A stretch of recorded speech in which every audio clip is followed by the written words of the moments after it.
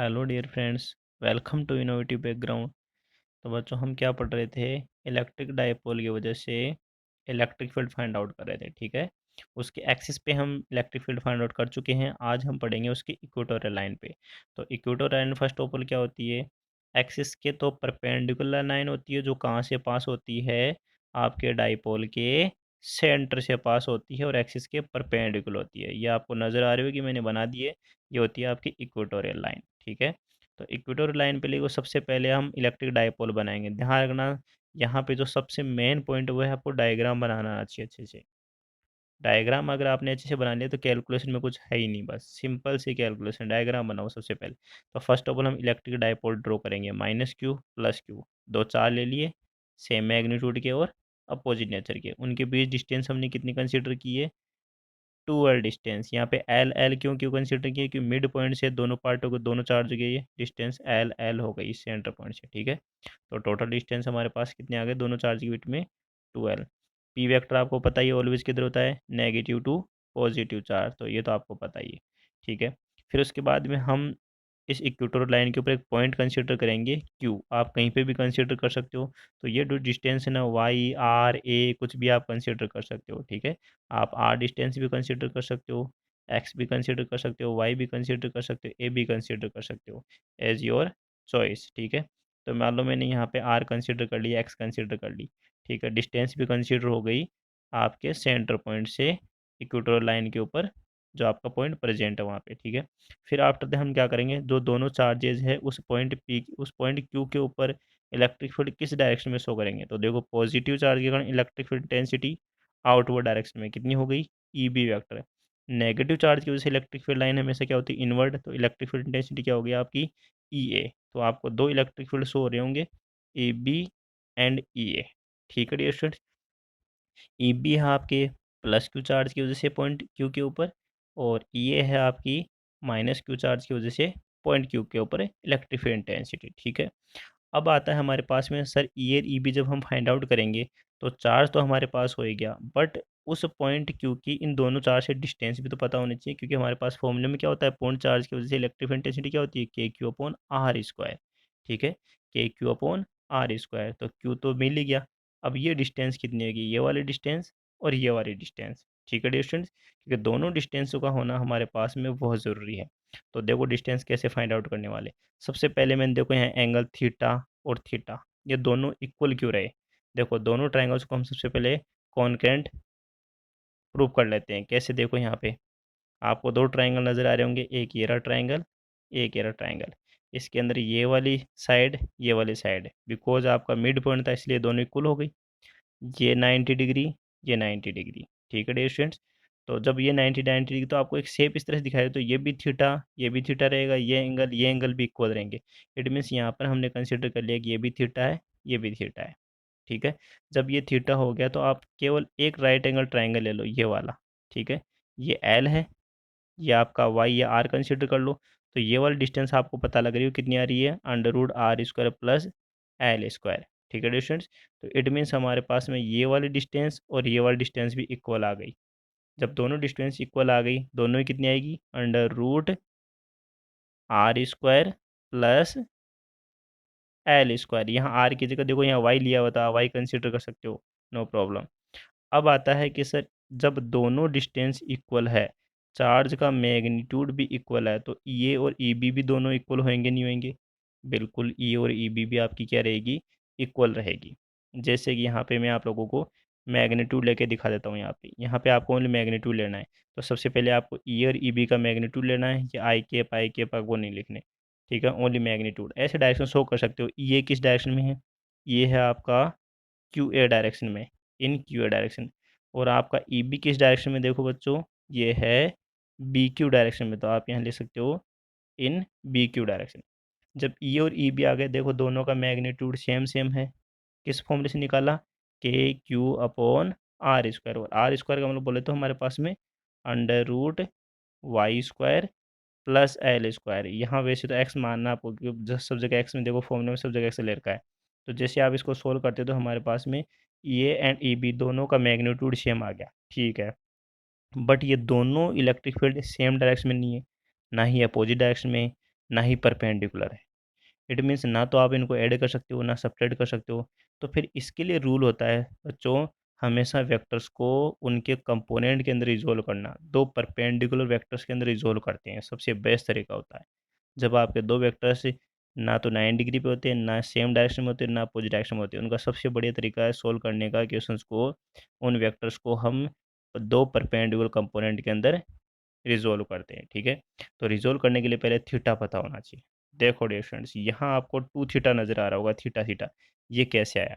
First of all देखो, जैसे हम रिजोल्व करेंगे, एक तो परपेंडिकुलर एक्सिस लेते हैं और एक आपकी हॉरिजेंटल एक्सिस लेते हैं, वर्टिकल और हॉरिजेंटल, तभी दो कंपोनेंट में आपका डिवाइड होएगा कोई भी वेक्टर। तो देखो ये जो हॉरिजेंटल आपको लाइन दिख रही है, इस तरह से जेड शेप बन रही होगी, देखो ये जेड शेप। इट मीन्स ये थीटा है, तो ये भी थीटा आपको समझ में आ गया होगा।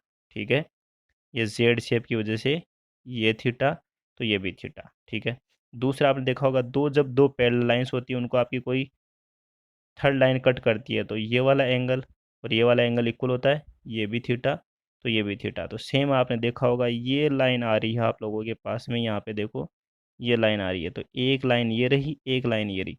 जब ये थीटा है तो ये भी क्या रहेगा बच्चों, थीटा ही रहेगा। ठीक है, तो इट मीन्स आपको पता लग गया होगा कि ये थीटा कैसे आया, ये थीटा कैसे आया। अब जब दोनों साइड में आपके थीटा मिल गए, तो आप ई और ई बी को आराम से रिजोल्व कर सकते हो, जो कि इस डायग्राम में दिया हुआ है, देखो आप अच्छे से। कैसे डियर स्टूडेंट्स, ई बी का थीटा के साथ कंपोनेंट क्या हो गया, ई बी कोस थीटा, और ई बी का वर्टिकल कंपोनेंट क्या हो गया, ई बी साइन थीटा। ठीक है, इसी तरह से आप डियर स्टूडेंट देखो, ई ए है, ई ए का आपका थीटा के साथ क्या हो गया, ई ए कोस थीटा, और वर्टिकल कंपोनेंट क्या हो गया, ई ए sine theta.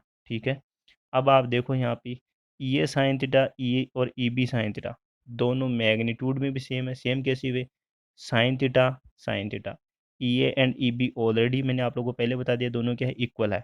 It means vertical component तो क्या हो रहे हैं, कैंसिल आउट हो रहे हैं, बिकॉज मैग्नीट्यूड में सेम है बट डायरेक्शन में अपोजिट है। अब आते हैं हमारे पास में एक्सिस के पैरेलल जो कंपोनेंट है, ये डाइपोल की एक्सिस है, इसके पैरेलल देखो ये रहे कंपोनेंट, कौन कौन से, E B cos theta and E A cos theta. E B cos theta and E A cos theta दोनों सेम डायरेक्शन में है, और सेम डायरेक्शन में कौन सी डायरेक्शन में, इस डायरेक्शन में, इसलिए दोनों क्या हो जाएंगे, एड हो जाएंगे। इट मीन्स हमारे पास में ये जो क्यू पॉइंट है बच्चों, इस पे रिजल्टेंट इलेक्ट्रिक फील्ड किस डायरेक्शन में आ रहा है, इस डायरेक्शन में। ठीक है, अब बस हमें क्या करना है, इस क्यू पॉइंट के ऊपर अगर रिजल्टेंट इलेक्ट्रिक फील्ड निकालना है, तो अपने को क्या करना है, E A cos theta and E B cos theta को ऐड करना है। E and E B both are equal, so E Q is equal to, मैं इसको इस तरह से लिख सकता हूँ, two E A cos theta, because E B ही क्या है, ई के इक्वलेंट है, तो ये डबल हुआ नहीं हुआ। ई ए की वैल्यू हमारे पास में आई चुकी है, यहाँ से आप पुट कर सकते हो। ठीक है, only magnitude 1/4 pi epsilon not Q upon x square plus L square.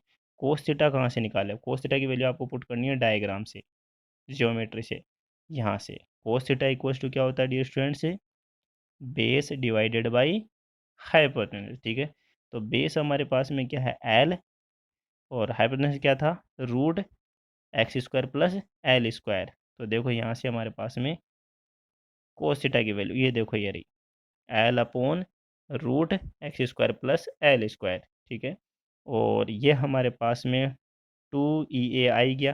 ठीक है, जैसे आप इसको सोल्व करते हो अच्छी तरह से, तो हमारे पास में वैल्यू क्या आ रही है, ये इस तरह से आ रही है, क्योंकि साथ में 12 को कंसिडर कर लिया, क्योंकि ये क्या बन जाएगा, फिर पी बन जाएगा।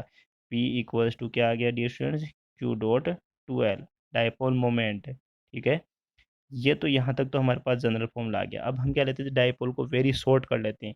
आपका जो पॉइंट होता है ना, वो डाइपोल से बहुत दूर होता है, तो डाइपोल की जो एल लेंथ है या 12 लेंथ है, जो दोनों चार्ज के बीच, वो क्या हो जाएगी आपकी, जो इक्वेटर लाइन के ऊपर जो वाई है या एक्स डिस्टेंस है, वो बहुत ज़्यादा हो जाएगी। इट मीन्स हम क्या करेंगे, यहाँ पे एल को नेग्लिजिबल कर देंगे।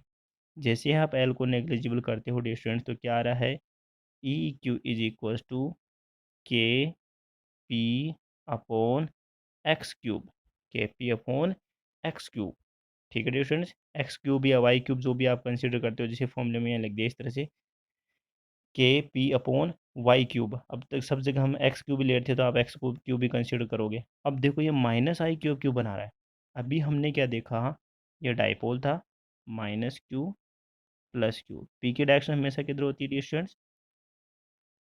माइनस से प्लस की तरफ। और ये जो इक्वेटर लाइन थी इसके ऊपर हमारे पास में रिजल्टेंट इलेक्ट्रिक इंटेंसिटी की दारी इस डायरेक्शन में, इट मीन्स डाइपोल मोमेंट की अपोजिट डायरेक्शन में है। देखो डियर स्टूडेंट्स, एक्सिस के पैरेलल है आपकी रिजल्टेंट इलेक्ट्रिक फील्ड इंटेंसिटी, कहाँ पे? इक्वेटोरियल लाइन के ऊपर, बट पी वेक्टर की अपोजिट डायरेक्शन में है। तो एक चीज़ ध्यान रखनी बच्चों, हमने क्या देखा था, एक्सिस के ऊपर अगर कोई पॉइंट होता है तो वहाँ पर रिजल्टेंट इलेक्ट्रिक फील्ड इंटेंसिटी आती है डाइपोल मोमेंट की डायरेक्शन में, along the dipole moment. But अगर आपसे बोलते हैं कि इक्वेटोरियल लाइन के ऊपर आपके पास में resultant electric field intensity direction किधर आती है, तो हम बोलेंगे in the opposite direction of a dipole moment. P vector की अपोजिट डायरेक्शन में, यहाँ देख सकते हो, आप पढ़ सकते हो, the direction of electric intensity at a point on equator line due to a dipole is parallel and opposite to the direction of dipole moment. ठीक है, अब आपसे कंपैरिजन करने के लिए बोलेगा ई एक्सिस और ई इक्वेटोरियल लाइन। अगर आपके डाइपोल के मिड पॉइंट से एक्सिस के ऊपर भी आप डिस्टेंस लिए एक्स और इक्वेटोरियल लाइन के ऊपर भी डिस्टेंस ली एक्स, अब बोलेगा कि इन दोनों के बीच क्या रिलेशन रहेगा, दोनों का रेशियो क्या रहेगा। तो देखो डियर स्टूडेंट्स, पहले तो आपको एक्सिस के ऊपर फॉर्मूला पता होना चाहिए। एक्सिस के ऊपर फॉर्मूला क्या आया था? 2 kp/x³ ठीक है, और वाई एक्सिस के ऊपर क्या आ रहा है?